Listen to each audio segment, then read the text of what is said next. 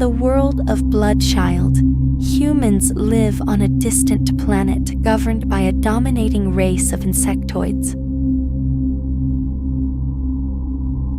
Theirs is a largely symbiotic relationship because the two species need each other for survival. The planet is full of hostile and dangerous forces that require protection for the humans.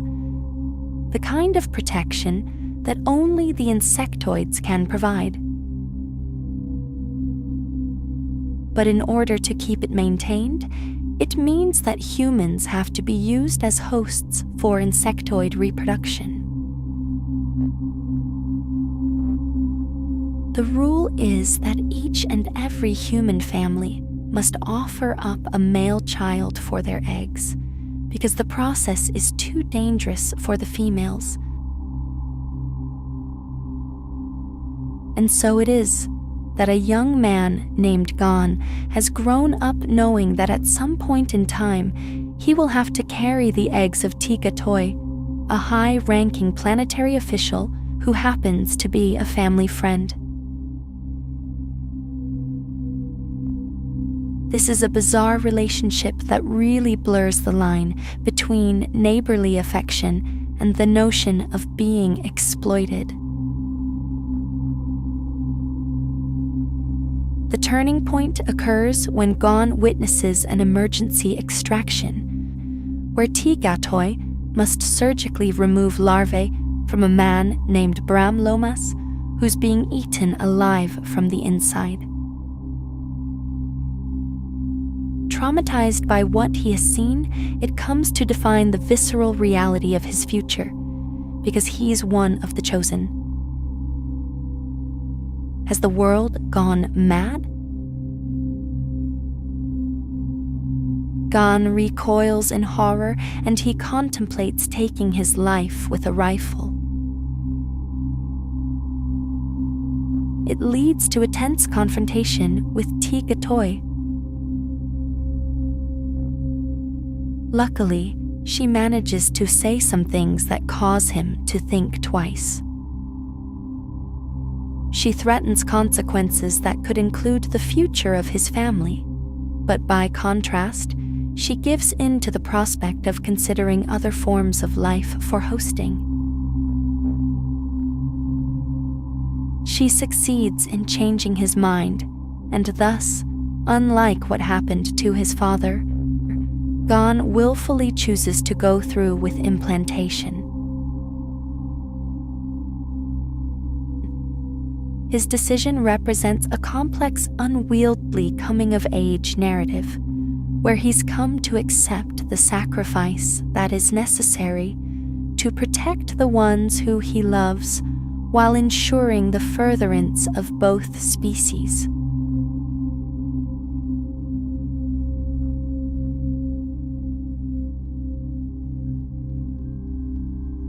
The symbiotic relationship between the insectoids and the humans in Bloodchild both functions and fails, because it is both mutually necessary and yet morally and emotionally uneven. On the one hand, humans gain protection, shelter, and survival in a world that is otherwise a hostile environment, while the insectoids, to be blunt, require human hosting for reproduction. The exchange has created a biological interdependence that ensures the survival of both species.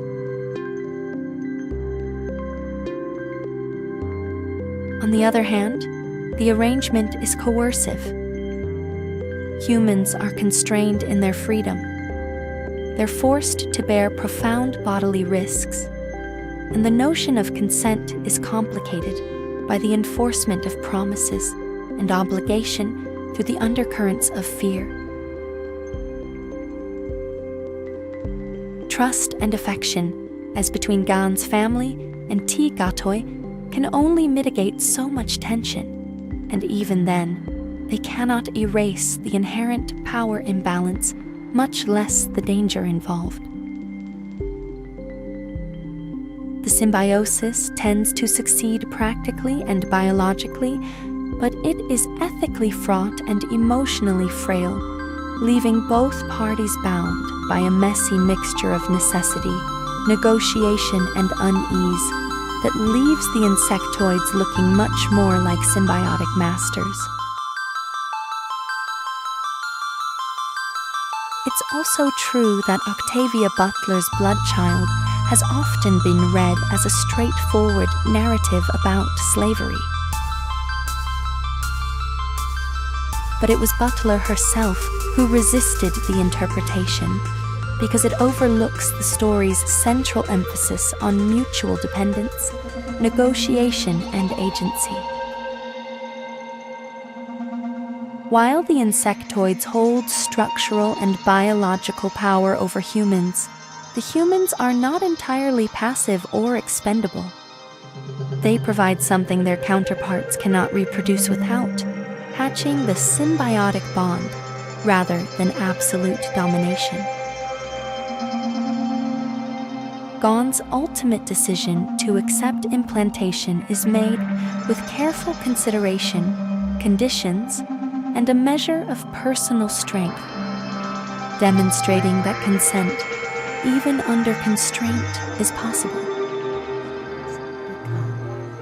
Butler's Descent highlights that the story is not about enslavement for the sake of cruelty or ownership, but about complex ethical, biological, and emotional entanglements, where obligation, survival, and intimacy coexist, challenging simple analogies to human slavery while still exploring themes of power, dependence, and moral negotiation.